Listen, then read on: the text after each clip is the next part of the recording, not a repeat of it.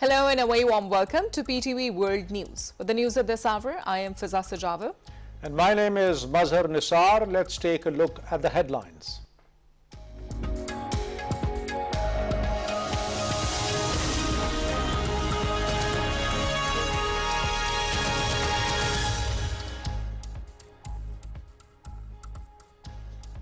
Prime Minister Shahbaz Sharif says the PMLN government is credited to save the country from default, terming it a major achievement.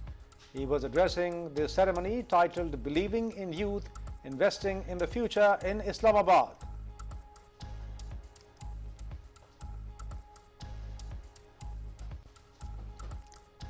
Unveiling National Top Talent Scholarship Program, Ehsan Iqbal says 20,000 internships will be given to young engineers and top universities of the country will be part of ML1 project. Prime Minister Shahbaz Sharif expresses satisfaction over the progress made in the last 2 days on the projects under the Saudi Development Fund. The government bars private sector from importing wheat in order to save national exchequer. It was announced as Prime Minister chairs meeting of National Flood Response and Coordination Centre in Islamabad. Finance Minister Ishaq Dar says Pakistan is actively considering to import oil from Russia on terms at least at par with India. The Election Commission will announce the decision of the Tosha Khana reference against Imran Khan tomorrow. UK's Prime Minister Liz Truss has resigned, says she could not deliver the mandate she was elected for. Sri Lanka beat Netherlands by 16 runs in the crucial first-round match of ICC T20 World Cup and qualify for the Super 12 round. Netherlands also reached next round from Group A.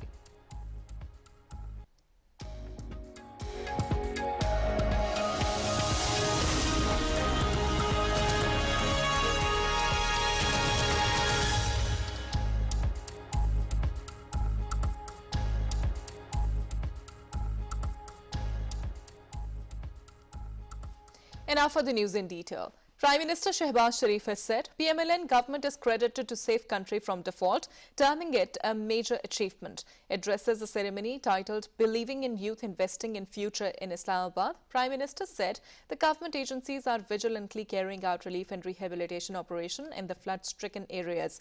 He said by far 66 billion rupees have been dispersed among flood victims. Shahbaz Sharif said the equipment worth billions of rupees has been purchased for flood affectees to expedite the work. Referring to youth development initiatives, Prime Minister stated that the launching of youth program is a great service to nation. Recalling major programs for youth during PMLN government under Nawaz Sharif, Shahbaz Sharif said educational scholarships were given to deserving students in last PMLN government. He also referred to Punjab Skill Development Program, which was launched in last tenure. He said our political opponents, instead of appreciating good initiatives for youth, PML government laptop program was criticized.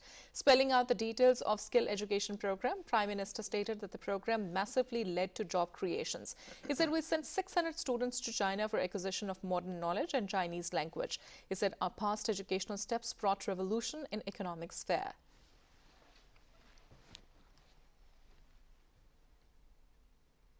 Planning Minister Ehsan Iqbal unveiled that National Top Talent Scholarship Program is being launched for the uplift of youth. Addressing the ceremony, Ehsan Iqbal said 20,000 internships will be given to young engineers and top universities of the country will be part of ML1 project. Giving a critical overview of past government's deliberate negligence in youth sector, Ehsan Iqbal said PTI government abolished laptop scheme meant for youth. He said 5 main initiatives are being launched under the program titled Believing in Youth and Investing in Future. Ehsan Iqbal said youth development program is meant to equip youth with capabilities needed in current era. He said the beneficiaries of the program will ultimately avail jobs and earn foreign reserves. He said the government's topmost priority is to direct programs towards youth despite limited resources. Ehsan Iqbal said Pakistan witnessed decline in World Youth Index during the past government. However, PMLN government carrying forward its progressive approach towards youth development is going to embark on various programs for bringing them in the mainstream. He explained explained earlier, we could not launch the program due to flood relief activities and said that every university in the country faced financial crisis in PTI government. It said national games competition is being restarted and poverty data is being collected from districts. He said socio-economic profiling of each district will be made in 6 months. Planning Minister said proposals with innovative ideas are being sought from youth.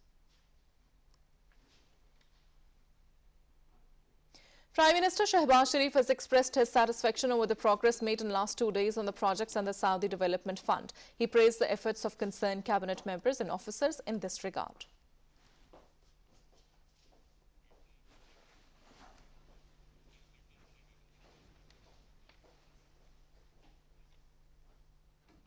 Prime Minister Shehbaz Sharif has said utilization of local energy resources is the top priority of the government.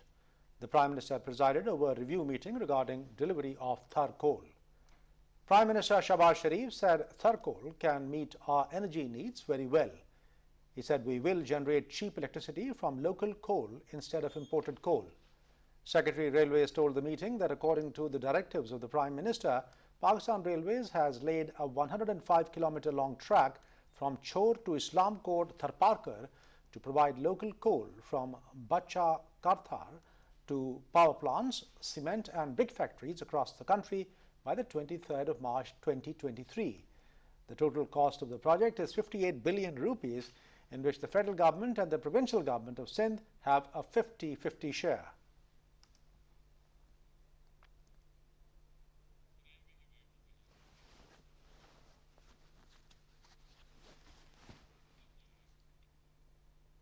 Prime Minister Shehbaz Sharif has directed the authorities concerned to take all necessary steps for provision of relief to gas consumers in the winter season. Chairing a meeting, the Prime Minister directed to keep a close eye on gas demand and supply in the winter season. The Prime Minister also directed to reduce reliance on imported fuel for the electricity generation and that indigenous resources be utilized to provide cheap electricity to the people. The Ministry of Energy apprised the meeting of the gas demand and supply in the winter season. The federal government has barred the private sector from importing wheat in order to save money from the national exchequer. Heading a meeting of the National Flood Response and Coordination Centre in Islamabad, Prime Minister Shehbaz Sharif urged all provincial governments to rise above politics to help those affected by floods. The Prime Minister also announced providing seeds to farmers of flood-hit areas at the onset of wheat sowing season. He said that NDMA is procuring very good quality seeds and federal and provincial governments will bear the cost at 50% share each. Shehbaz Sharif said the government was filling the gap between wheat supply and demand caused during the last 4 years. He made it clear in unequivocal terms that nobody will be allowed to misuse this calamitous situation to earn profits or indulge in hoarding. The Prime Minister said Khyber Pakhtunkhwa and Punjab have refused to accept federal government's relief help, while Sindh and Balochistan have identified districts in need of centre's help. The Prime Minister said other essential items like tents, medicines, food packages, water and mosquito nets have been distributed across the country as per the requirement of every flood-affected area. He also said China is providing Pakistan high-quality winter tents for the upcoming cold weather.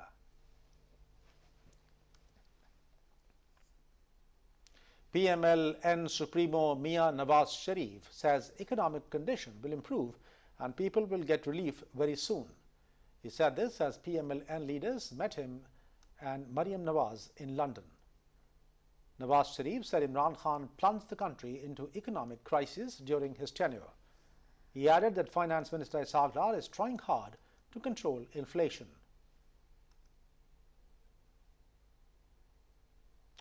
The Senate has passed 4 bills in today's session, which was chaired by Chairman Sadiq Sanjarani. The House passed the Torture and Custodial Death Prevention and Punishment Bill 2022 and the Anti-Dumping Duties Amendment Bill 2022. The Criminal Laws Amendment Bills 2021 and 2022 have also been adopted by the Senate. The opposition senators protested in the upper house by wearing black armbands and chanting slogans. They were demanding the issuance of production orders of Azam Swati and Saifullah Niazi. Later, the chairman adjourned the session till 10:30 a.m. tomorrow morning. The National Assembly makes it mandatory for its Speaker to issue production orders for an under-arrest member to attend the session and also require authorities to seek the Speaker's approval prior to arresting a lawmaker. The Speaker order has become effective under the amendments in the Rules of Business of Lower House. PMLN's Murtaza Javed Abbasi presented the amendments in the House. The session was presided over by Deputy Speaker Zahid Akram Durrani. Defence Minister Khwaja Asif proposed that the amendment should also make it mandatory for the Speaker or Chairman of a committee to issue a production order for a lawmaker who was detained or arrested and also declare Parliament lodges or any other place in Islamabad as sub-jail. Subsequently, all three amendments were approved by the lower house. Later, responding to questions of lawmakers, Federal Minister for Food Security Tariq Bashir Cheema said that NDMA has floated tenders and the government will provide both wheat and oil seeds to the farmers by next month. Minister for Climate Change Sherry Rahman said Sindh has received 50% share of seeds from the federal government while other provinces have not acquired the seeds. Federal Minister for Benazir Income Support Program Shazia Mari informed the House that the government has disbursed over 66 billion rupees among flood-affected people, saying that network issues in some flood-hit areas are hindering cash disbursement to the people. Later, the House was adjourned to meet tomorrow at 11 a.m. Finance Minister Ishaq Dar has said Pakistan is actively considering to import oil from Russia on concessional terms, at least at par with India. Speaking to reporters in Islamabad, he said if India could buy oil from Russia, then we also have the right to do so because it would be unfair that India could take benefit of this concession and Pakistan is deprived of this. Referring to his talks in Washington on this subject, he said he got encouragement and not discouragement from there on this issue. He said Pakistan would try to secure oil from Russia on terms and conditions at par, if not better than India. Finance Minister Ishaq Dar has said the visit to America was successful in the context of annual meeting of IMF. In an interview with a private news channel, the Finance Minister said that there was successful negotiations with the IMF. During the visit to America, he also talked about the purchase of oil. He said the United States has not reservations over the purchase of oil from Russia. He asserted that work on the purchase of oil from Russia has started. He said that he is trying to get oil at a better price than India. He stated that in 2013, we restored our reputation among international financial institutions, including IMF. Finance Minister underlined that the previous government damaged its own credibility in the IMF. He hoped that efforts are being done to improve Pakistan's credibility at the international level. He deplored that the masses faced severe problems during the last 4 years. However, he assured that he will try his best to ensure relief to people. The minister made these directions while chairing a meeting with the heads of different companies working under CPEC projects. Federal Minister for Planning and Development and Professor S.N. Iqbal directed the concerned ministries to remove all the bottlenecks and expedite the projects without any further delay. S.N. Iqbal made these directions while chairing a meeting with the heads of different companies working under CPEC projects. He asserted that the CPEC projects are the top priority of the incumbent government and it will be completed timely and no delay will be accepted. The minister also directed the relevant ministries to resolve the matters, which include the clearance of pending approvals for imports of equipment where no foreign exchange is involved. During the meeting, it was also decided that a dedicated meeting will be held on the Gwadar project soon, in which issues related to Gwadar will be addressed. Planning Minister S.N. Iqbal has said eradication of intolerance and hatred is possible by promotion of positive approach. He was addressing a seminar titled Growing Intolerance, Role of Media in Civil Society, organized by International Islamic University in Islamabad. The minister urged media and civil society to play their role in creating awareness about extremism, intolerance and their deadly impacts on societies.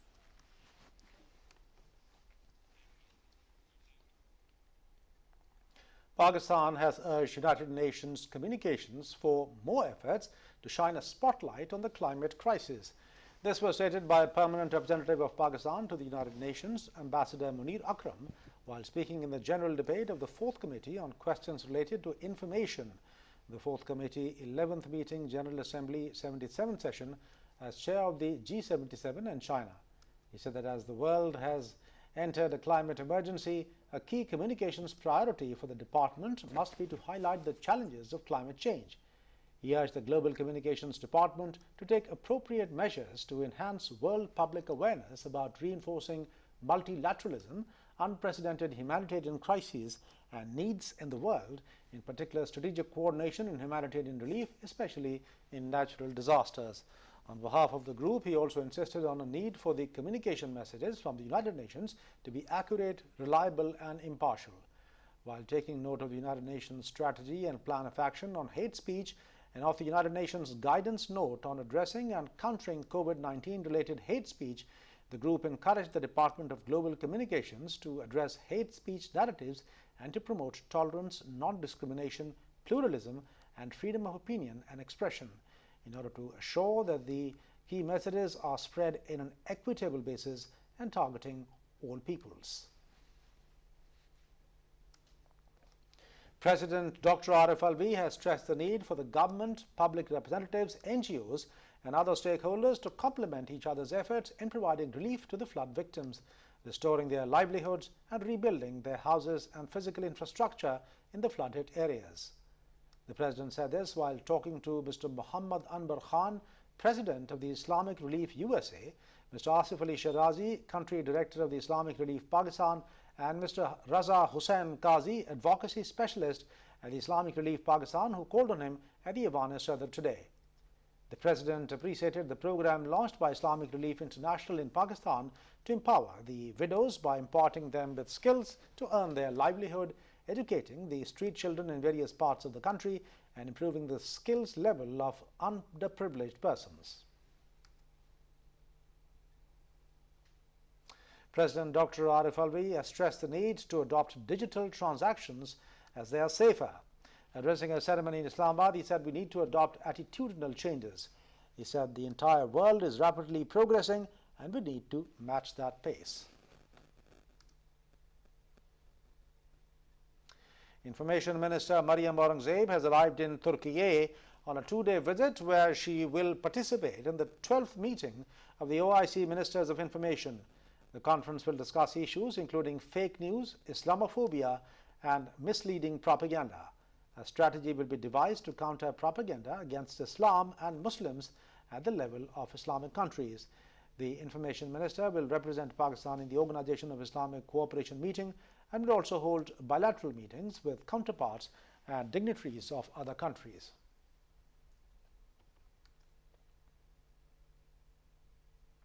The Election Commission will announce the decision of the Tosha Khana reference against Imran Khan tomorrow. After completing the hearing of the case, the decision was reserved on the 19th of September.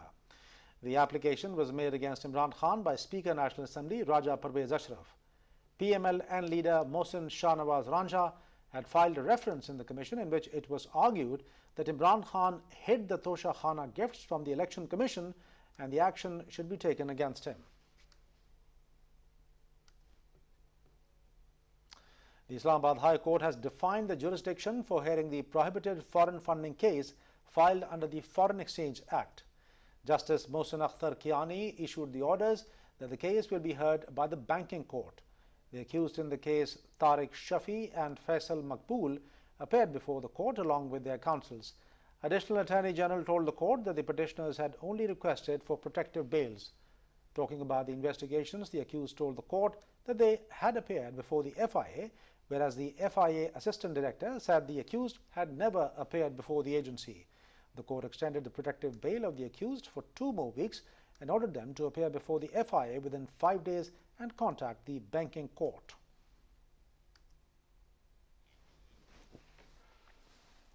In Islamabad, court has reserved the verdict on PTI leader Azam Sawati's bail plea in a case related to controversial tweets, which will be announced tomorrow. The PTI senator was taken into custody last week by the Federal Investigation Agency. Earlier, we spoke to Dr. Niaz Murtaza, senior economist, about import of oil from Russia and fluctuation in rupee value. Several reasons why the dollar had gone as high as 240 a few months back. And some of the main reasons were that, the exporters were not bringing their money back from abroad because of the uncertainty. And then, there were also some, local manipulation by many of the banks in terms of, playing around with the The Financial Action Task Force begins its two-day meeting in Paris amidst hope that Pakistan would exit its grey list after 3 years. The watchdog will announce the outcome at a press conference after the meeting concludes tomorrow. In September this year, a 15-member FATF inspection team and its Sydney-based regional affiliate, Asia Pacific Group, flew to Pakistan. The team members assessed the country's rules, regulations and institutional mechanisms. Belgian ambassador to Pakistan Charles Joseph called on Chief of the Army Staff General Qamar Javed Bajwa at GHQ. During the meeting, matters of mutual interest, regional security situation and enhanced bilateral and defence cooperation were discussed. The visiting dignitary expressed his grief over the devastation caused by floods in Pakistan and offered sincere condolences for the families of victims. The dignitary appreciated Pakistan's efforts for regional stability and also pledged to play his role enhancing cooperation with Pakistan at all levels. Ambassador of United Arab Emirates Hamad Ubaid Ibrahim Salim Al-Zabi called on Chief of the Army Staff General Bajwa at GHQ. During the meeting, matters of mutual interest, bilateral defence and security cooperation and regional security situation came under discussion. Chief of the Army Staff said that Pakistan values Emirates' role in global and regional affairs and will look forward to enhance our bilateral relationship. Both sides agreed to further enhance cordial relations and enduring strategic partnership. The visiting dignitary expressed his grief over the devastation caused by floods in Pakistan, offered sincere condolences to the families of victims and hoped for early rehabilitation of affectees. Ambassador of the Republic of Uzbekistan Arabic Arif Usmanov called on Minister for Defence Khwaja Asif at his office in Islamabad.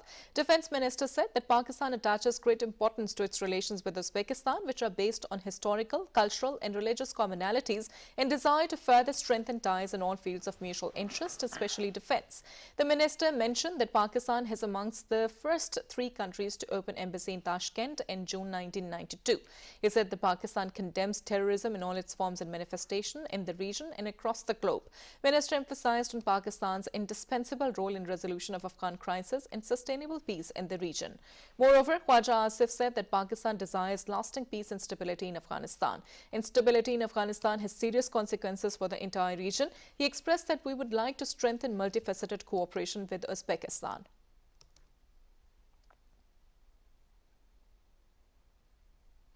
Two-days-long G-Star International Conference 2022 arranged by Center for Aerospace and Security Studies culminated in Islamabad at the Air Headquarters Mess. More in this report by our special correspondent Raza Khan. 2 days long Global Security Threat and Response or G-Star International Conference arranged by Center for Aerospace and Security Studies or CAS culminated at Air Headquarters Mess in Islamabad. Mashallah, the 2 days have gone well. Very exhaustive and rich discussions carried out with the help of international and local partners on various subjects. Mashallah, all sessions have gone extremely well. We had good audience here at the site as well as hooked up through social media. The event went extremely well. And I'm thankful to all the speakers from all around the world who came in or joined virtually to educate the audience. And then there was good attendance by the audience as well as a good participation by them in the question and answer session, very incisive questions by them. And I think like its earlier version, this G-Star has been very successful in getting different ideas. Day 2 of the G-Star conference included multiple sessions with specialists from the field of security, diplomacy and academia. Local and foreign speakers spoke on different aspects of topics during various sessions. Thankful to CAS for having me here. I'm here mostly as a scholar who's come to learn rather than to share their thoughts. I did participate in a panel on geoeconomics and I also learned a lot. It's a huge honor because yesterday we had the opportunity to also hear the President of Pakistan speak. We also heard today and yesterday some people who were behind the most influential policies of Pakistan.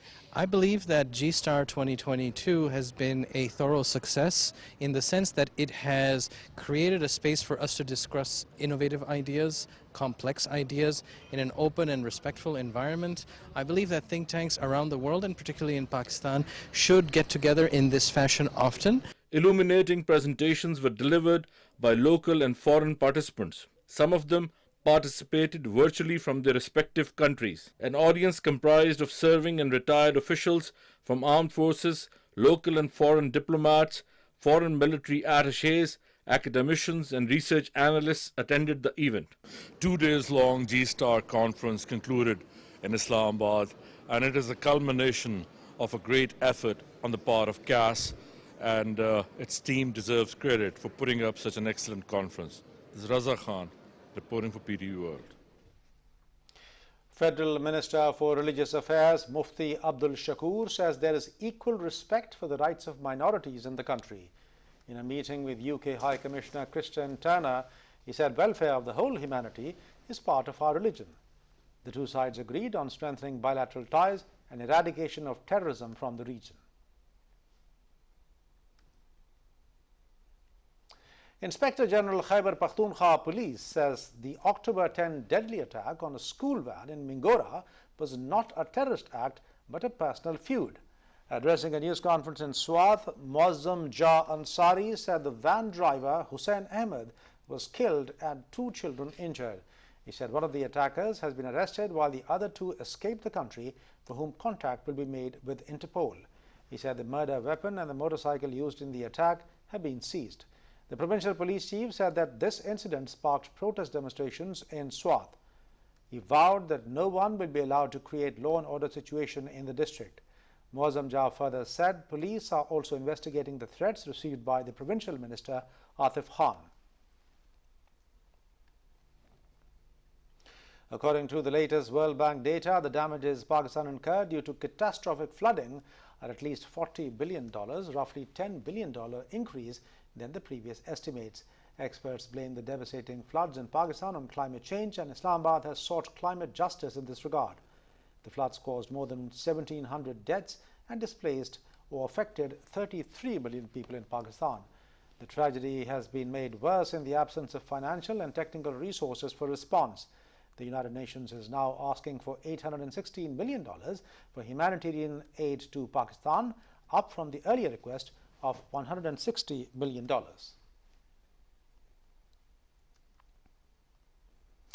The monstrous monsoon uprooted 33 million people, claimed over 1,700 lives, and destroyed the livelihood of so many people across the country, and is still haunting the people affected by the calamitous floods as the winter approaches.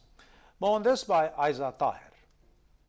The approaching winter has got people excited for the cozy rituals such as the heaters, warm coats and sweaters, and drinking warm drinks. However, the same cannot be said for the homeless and desperate flood affectees. Millions of people are still suffering through the aftermath of the monster monsoon that left destruction in its wake. The thousands of people who have lost their homes and their loved ones are suffering as it is, but are now getting even more fearful of what's to come in this season. Across Balochistan, acres worth of crops, homes, and livelihoods were washed away by floodwaters. People are living in the slums with next to no resources available. Food, clothes, and sanitary products are scarce. With winters approaching, these are needed more than ever. With the spread of diseases such as dengue and malaria due to the stagnant water from the floods, further health issues caused and enhanced by the cold weather will make it harder for the homeless to sustain normal life. Lung diseases, hypothermia, and flu are a few examples of health concerns already existing during winters normally, but now with the addition of floodborne diseases, life for the flood affectees is about to get grueling. After the rehabilitation of the flood affectees, the destroyed infrastructure is being rebuilt and repaired. Hundreds of laborers work tirelessly to restore buildings and homes as they were pre-monsoon, and now they have to endure the harsh weather of the winter season. This will potentially slow down the work and harm the laborers too. Considering the risk of the type of work being done, death is very much a possibility. To deal with the condition, the rehabilitation and relief need to be stepped up. apart from the duty of the government to provide further financial aid as well as day-to-day resources to make easier the life of flood-affected people, it is also our national and moral responsibility to help out the affectees by giving generous donations. Long-term investment from the international community into science-based solutions, risk-proof infrastructure, and national capacity is required to overcome this and future disasters as such. In order to fully overcome this issue and prevent future climate disasters, long-term policies and strategies need to be set in place. Aja Tahir reporting from PTV World. Participants of the 24th National Security Workshop visited Naval Headquarters in Islamabad. The participants included parliamentarians, bureaucrats, representatives of the civil society, and officers of the armed forces. They were briefed about changing maritime security situation and the role of Pakistan Navy in promoting the blue economy. In his address to the participants of the workshop, Naval Chief Admiral Amjad Khan Niazi highlighted the efforts of Pakistan Navy in socio-economic development of the coastal community. The participants of the workshop appreciated the efforts of Pakistan Navy for maritime peace and stability and development of the coastal areas. The United States has called for respect for press freedom in India after authorities stopped a Kashmiri photojournalist from flying to New York to receive the Pulitzer Prize. Sana Irshad Mattu was stopped by immigration authorities at New Delhi airport late Tuesday and prevented from boarding, while two of her colleagues were permitted to leave the country. The U.S. State Department said it is aware that Mattu was prevented from flying and is tracking these developments closely. Critics say human rights and press freedom have declined under Hindu nationalist Prime Minister Narendra Modi, with critical reporters, particularly women, suffering relentless campaigns of online abuse. UN Secretary General Antonio Guterres, in a speech Wednesday in Mumbai, called on New Delhi to protect the rights and freedoms of journalists, human rights activists, students, and academics. Mattu was one of the 4 journalists working for Reuters news agency who took home the prestigious award for future photography this year.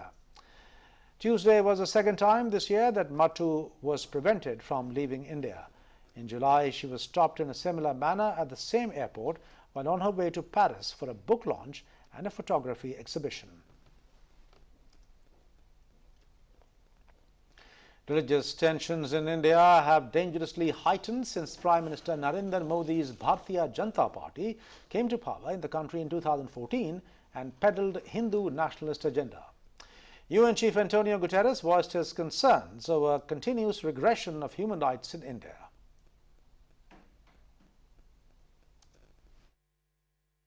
Heightened since Prime Minister Narendra Modi's Bharatiya Janata Party came to power in the country in 2014 and peddled Hindu nationalist agenda. As an evidence of mass radicalization, Muslims in multiple areas of India are facing arrest, demolitions, and even floggings, marking a new low in India's treatment of its Muslim minority. Pressure has also grown towards government critics and journalists, particularly women reporters. Some have suffered relentless campaigns of online abuse, including death and rape threats. UN Chief Antonio Guterres voiced his concerns over continuous regression of human rights in India. During a speech in Mumbai, UN Chief stated that India must be protecting the rights and freedoms of journalists, human rights activists, students and academics, and ensure the continued independence of India's judiciary. Indian illegally occupied Jammu and Kashmir, the highest militarized zone in the world, has rarely seen a peaceful day under brutal Indian occupation. Pakistan has relentlessly urged the international community, particularly human rights and humanitarian organizations, to condemn India's barbaric state terrorism in Indian illegally occupied Jammu and Kashmir and ensure that Kashmiris are given their right to self-determination as enshrined in the relevant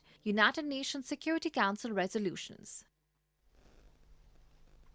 Roots Millennium School Trafalgar campus organized a Mehfil-e-Milad with participation of maximum students, parents and staff of the school as part of Eid-e-Miladun Nabi Sallallahu Alaihi Wasallam celebrations.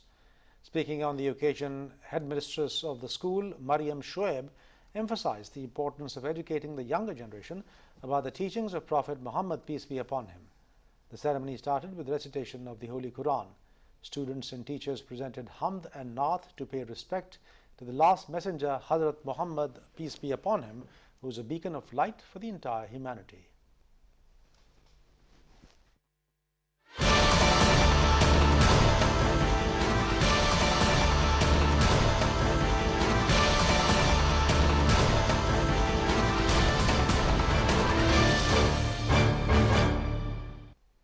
Prime Minister Liz Truss has resigned as UK Prime Minister. In a statement outside Downing Street, she said she could not deliver the mandate she was elected and had notified the King that she was resigning as Tory leader. She said there will be Conservative leadership election to be completed within the next week. It comes after she met the chairman of 1922 Committee of Backbench MPs as more Tories called for her to quit. Truss' premiership came under renewed pressure after the Home Secretary resigned in a chaotic vote on fracking. There was fury on Wednesday's evening around the vote and the methods used to get MPs to vote with the government.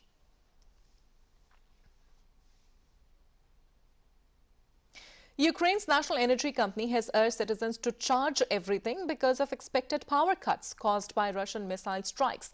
Energy plants were hit by Russian missiles again, part of a wave of such strikes since 10th of October.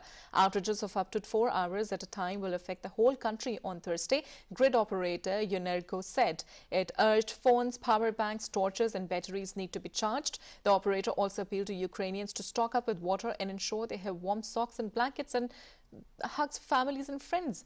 Earlier, President Vladimir Zelensky said 30% of Ukrainian power stations had been damaged by Russian airstrikes.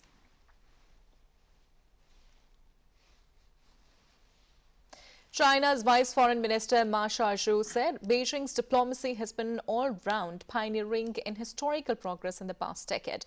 He was speaking at a press briefing on the sidelines of ongoing 20th National Congress of the Communist Party of China.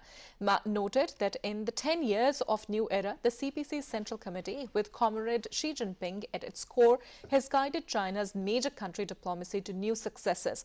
He said the country's achievements have been all-dimensional, unprecedented and historic, and China has taken pioneering steps and overcome various difficulties. Well, moving on, we're talking about UK politics now. As a Conservative lawmaker lambasted British Prime Minister Liz Truss' government on Wednesday after the resignation of the Interior Minister. Suella Braverman quit on Wednesday with a broadside at Liz Truss, underscoring the erosion of the Prime Minister's authority after just weeks in the job. Hours after Braverman's resignation, lawmakers openly rowed and jostled amid confusion over whether a vote on fracking was a confidence vote in her administration and whether Conservative lawmakers were obliged to vote in line with the government.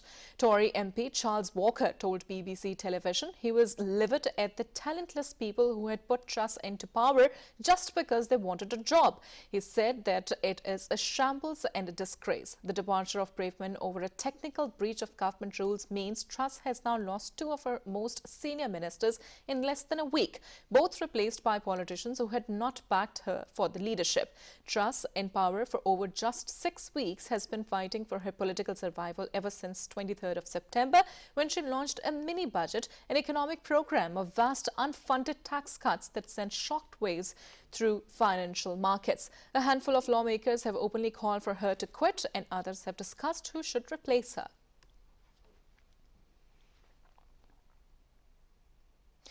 The Hamas has said it restored relations with the Syrian government. A senior Hamas official, Khalil al-Hayya, made the statement at a press conference following a meeting between Syrian President Bashar al-Assad and a delegation made up of representatives from Hamas and several Palestinian factions in Damascus. The Hamas chief told reporters in Damascus that this is a glorious and important day in which we come back to Syria to resume joint work. After meeting Assad along with other representatives of Palestinian factions, he said this is a new start for joint Palestinian-Syrian action. Al-Hayya said Hamas and Assad have agreed to move on from the past and look to the future.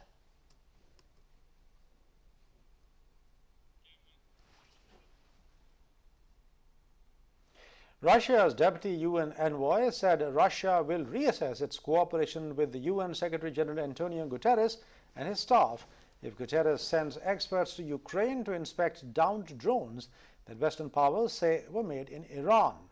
Russia's deputy UN ambassador Dmitry Polyansky did not elaborate on what cooperation could be affected. Polyansky also said he was not optimistic about the renewal of a UN brokered deal that resumed Ukraine's Black Sea exports of grain and fertilizer.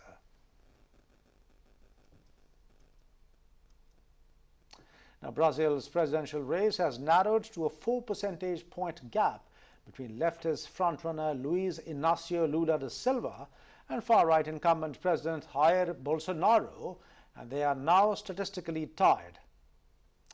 Datafolha said Lula now has 49% of voter support against 45% for Bolsonaro, less than 2 weeks from the second round runoff on the 30th of October, compared to 49% and 44% respectively in the previous poll 5 days ago.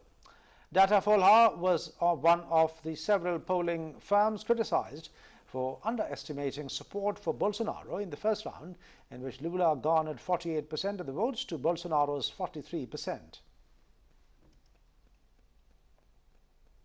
The Spanish government's new democratic memory law entered into force, tackling the legacy of the 1939 to 1975 dictatorship and the 3-year civil war that preceded it.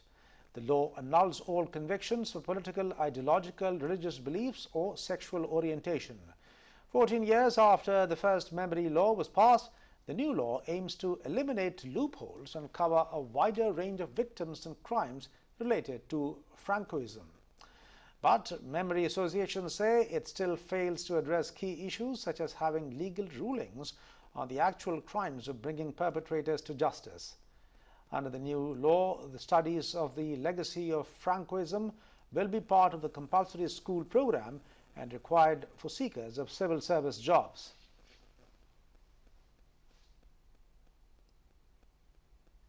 China's offshore oil operator announced that it had discovered a large deep-water natural gas field with a proven reserve of over 50 billion cubic meters in the Qingdongnan basin off the southeast coast of the Hainan Island in South China.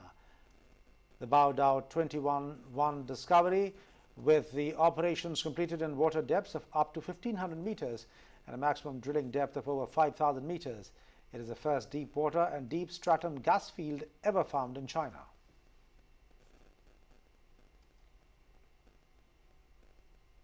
A UK-based mission will be among the first to begin removing junk from space, grabbing it with a huge claw and moving it into an orbit that will see it burn up in the atmosphere.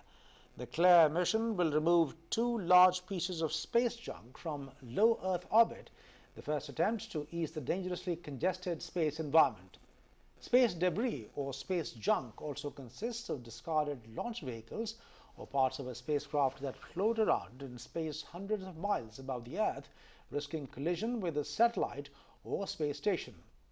As space debris orbits around the Earth at tremendous speeds, about 15,700 miles per hour in low Earth orbit, it could cause significant damage to a satellite or a spacecraft in case of a collision.